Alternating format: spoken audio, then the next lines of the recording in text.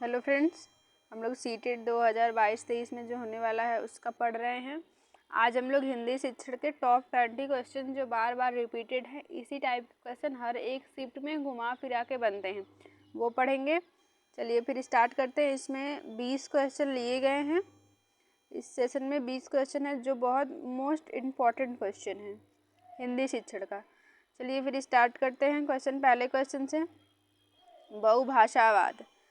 बहुभाषावाद शिक्षा का एक ऐसा संसाधन है जिसका उद्देश्य है। तो बहुभाषावाद शिक्षा का उद्देश्य इसमें खोजना है कि क्या है। पहला ऑप्शन पढ़ते हैं, शिक्षण अधिगम के लिए शिक्षार्थी की भाषाओं का उपयोग करना, शिक्षार्थियों को यथासंभव अधिक से अधिक भाषाएं सिखाना। ये सही नहीं लग रहा है। शिक्षण अधिगम के लिए शास्त्रीय भाषाओं का उपयोग करना, ये सही नहीं लग रहा है। और नौकरी के लिए अंग्रेजी भाषा और संस्कृति के लिए मातृभाषा को सक्षम बनाना, ये भी कुछ सही नहीं लग रहा है। इसका सबसे बेस्ट आंसर होगा ए ऑप्शन, शिक्षण अधिगम के लिए शिक्षार्थी की भाषाओं का उपयोग करना। जो भी शिक्षार्थी की मातृभाषा है उसका ज़्यादा से ज़्यादा उनको उपयोग का अवसर देना चाहिए प्राथमिक स्तर पर।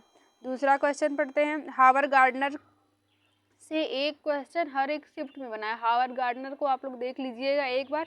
इसका पढ़ते हैं क्वेश्चन, बहुबुद्धि सिद्धांत। बहुबुद्धि सिद्धांत किसने दिया है? हावर्ड गार्डनर ने दिया है।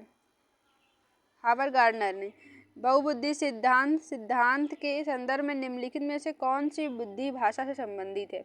हावर्ड गार्डनर ने 8 प्रकार की बुद्धि बताई है। ऑप्शन पढ़ते हैं, प्रवाह सटीकता बुद्धि, भाषाई मौखिक बुद्धि, शब्दावली व्याकरण बुद्धि, दृश्यात्मक स्थानिक बुद्धि। तो जो बुद्धि जो इसमें पूछा है, जो बुद्धि भाषा से संबंधित है उसको कौन सी बुद्धि कहेंगे? भाषाई मौखिक बुद्धि कहते हैं। हावर्ड गार्डनर जो है बहुबुद्धि सिद्धांत के प्रतिपादक हैं। इन्होंने 1983 में बहुबुद्धि का सिद्धांत दिया है। 8 प्रकार की बुद्धियों के बारे में इन्होंने बताया है। तीसरा क्वेश्चन पढ़ेंगे, समूह के प्रस्तुति के दौरान यदि किसी विद्यार्थी के द्वारा अनुचित व्यवहार प्रदर्शित किया जाता है तब तक आप अध्यापक होंगे तो आप क्या करेंगे? ऑप्शन इसमें बताना है। आप एक अध्यापक के नाते क्या रिएक्शन देंगे? ऑप्शन पढ़ते हैं, समुचित कक्षा में उस पर चिल्लाएंगे, ये निगेटिव है, किसी बच्चे पे चिल्लाना नहीं है। उससे बात करेंगे, उससे सभी के सामने बात करेंगे, उसे कुछ नहीं कहेंगे, उसके स्व अनुशासित होने की अपेक्षा करेंगे। नहीं, इसमें दूसरा आंसर बी सही हो जाएगा। उससे बात करेंगे, जानने की कोशिश करेंगे वो अनुचित व्यवहार क्यों कर रहा है। इसका सही आंसर हो जाएगा उससे हम बात करेंगे। पहले आते हैं चौथे क्वेश्चन पे, लेखन की योग्यता। लेखन की योग्यता में कमी जो विकृत हस्तलेखन से संबंधित है, क्या कहेंगे? Dysgraphia, dyspraxia, dyscalculia, dyslexia. एक लेखन विकार से एक विकार से एक क्वेश्चन आता है, डिस्कैल्कुलिया, डिस्ग्राफिया, कोई भी एक पूछ सकता है। तो इसमें जो हस्तलेखन, हाथ से लिखने के लिए, इसका सही आंसर हो जाएगा डिस्ग्राफिया। डिस्ग्राफिया लिखने से संबंधित विकार होता है। डिस्ट्रॉक्सिया शारीरिक गति कौशल से होता है। डिस्कैल्कुलिया गणितीय संबंधी होता है। और डिसलेक्सिया पढ़ने संबंधी विकार होता है। चलिए फिर पांचवा क्वेश्चन है, मनुष्य भाषा अर्जन की क्षमता के साथ जन्म लेते हैं, यह कथन किसका है? मनुष्य जो होते हैं वो भाषा अर्जन की क्षमता के साथ जन्म लेते हैं, किसका कथन है? वाइगोत्स्की का, पियाजे का, ब्रूनर का, चॉम्स्की। तो ये कथन है चॉम्स्की का। चॉम्स्की कहते हैं कि मनुष्य में भाषा अर्जन की जन्मजात क्षमता होती है। इनका चॉम्स्की का कथन है। चॉम्स्की ने LAD का दिया है, लैंग्वेज एक्विजिशन डिवाइस।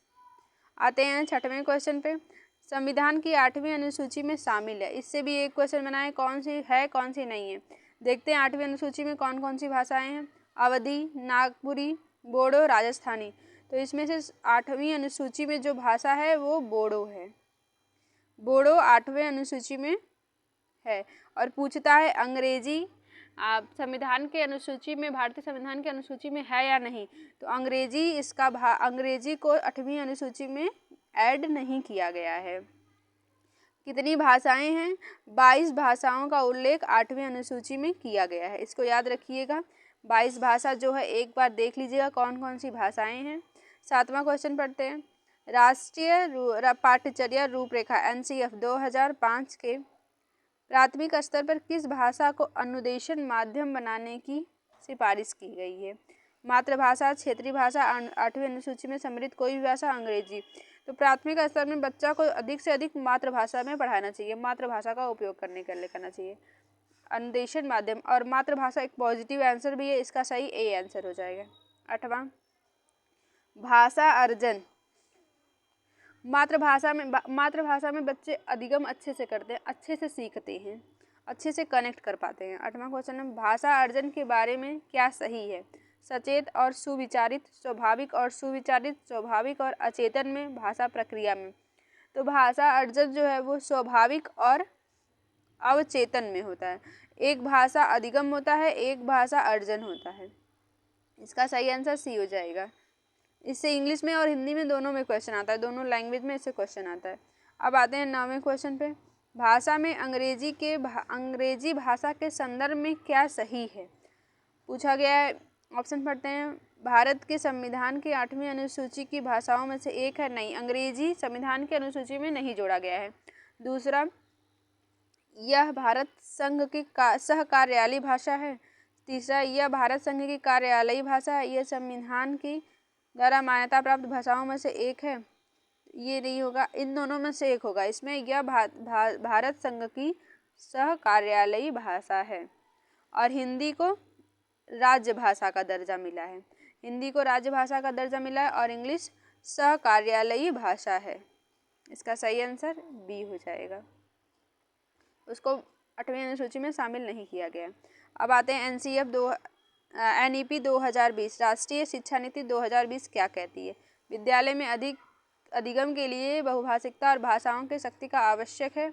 आगे की शिक्षा सहज बनाने के लिए विद्यालय के प्राथमिक चरण के माध्यम के रूप में अंग्रेजी भाषा हो।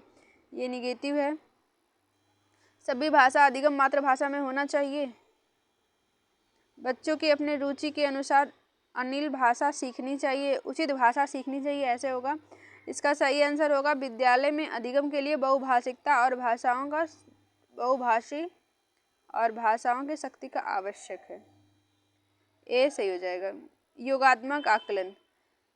योगात्मक आकलन में से क्या तात्पर्य है? सत्र के अवधि विशेष में शिक्षार्थी के कौशलों के बारे में निर्णय लेना, शिक्षार्थी की प्रक्रिया पर ध्यान देना, विद्यालय में हर सप्ताह परीक्षाओं का आयोजन कराना, अधिक रचनावादी है तथा अधिक सकारात्मक प्रतिपुष्टि देना। तो योगात्मक आकलन क्या है कि सत्र की अवधि में विशेष जो कौशल होते हैं उनके बारे में निर्णय देना। इसका सही आंसर है वो सत्र के अवधि में योगात्मक आकलन लास्ट में किया जाता है। 12वां है किस उपागम में शिक्षार्थी अपने अनुभवों के आधार पर नए ज्ञान की रचना करते हैं? रचनावादी उपागम, बहुकौशल उपागम, संरचनात्मक उपागम, संप्रेषणात्मक उपागम। तो जो बच्चे होते हैं वो नए ज्ञान की रचनावादी उपागम करते हैं।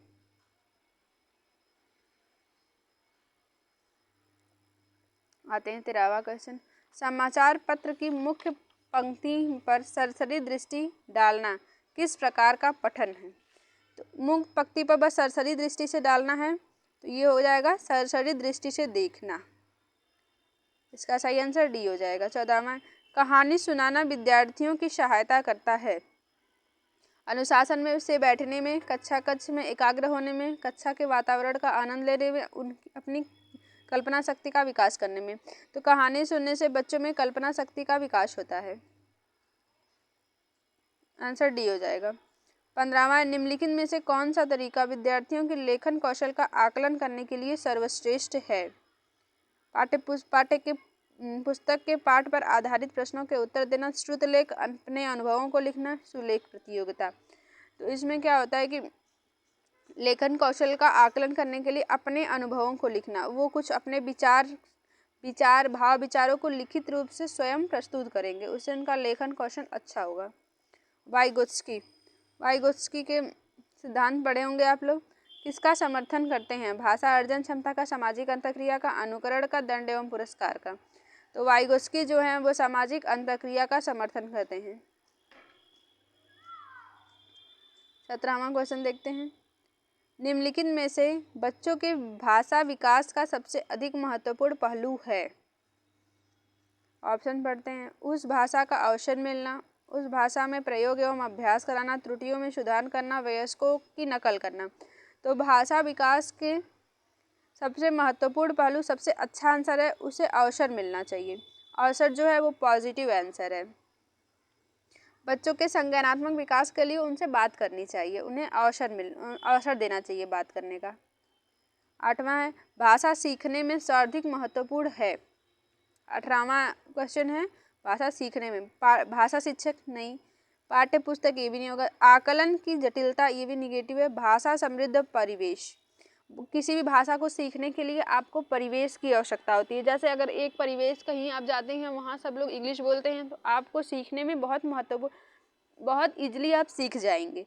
वैसा ही समृद्ध, यही है समृद्ध परिवेश होना चाहिए। किसी भी भाषा सीखने के लिए जितना अच्छा परिवेश रहेगा, जितना समृद्ध परिवेश रहेगा, उतना आसानी से सीखने को मौका मिलेगा। भारतीय संविधान में हिंदी भाषा का क्या स्थान है? ये बहुत बार पूछा गया, बहुत सारे शिफ्ट में पूछा गया है। राज्य भाषा, प्रशासनिक भाषा, हिंदी के माध्यम की भाषा, सहभाषा। तो हिंदी जो है वो राज्य भाषा है। 14 सितंबर को हिंदी दिवस मनाया जाता है। आर्टिकल 17, भाग 17 में 343 से 351 तक इसका वर्णन है, राज्य भाषा का वर्णन किया गया। 14 सितंबर को मनाया जाता है हिंदी दिवस, ये याद रखिएगा, ये पूछता है। चलिए आते हैं बीच में, ये इस सेशन का लास्ट क्वेश्चन है। भारतीय संविधान में अंग्रेजी भाषा का क्या स्थान है? राज्य भाषा, प्रशासनिक भाषा, शिक्षा के माध्यम की भाषा, सह राज्य भाषा। तो इंग्लिश का जो स्थान है वो है सह राज्य भाषा है, और ये संविधान में इसको ऐड नहीं किया गया है, याद रखिएगा, ये संविधान में इसको ऐड नहीं किया गया है। हिंदी राज्य भाषा है और यह सह राज्य भाषा है, और लेकिन इसको संविधान में ऐड नहीं किया गया है। चलिए 20 क्वेश्चन थे, ये सब प्रीवियस ईयर के आए हुए क्वेश्चन हैं। अच्छा लगा होगा तो लाइक शेयर सब्सक्राइब ज़रूर करिएगा। ये टेलीग्राम चैनल है, ज्वाइन कर लीजिएगा। क्विज़ के लिए PDF प्रीवियस ईयर पेपर सब सेंड किए जाते हैं। चलिए फिर आज के लिए इतना ही, थैंक यू।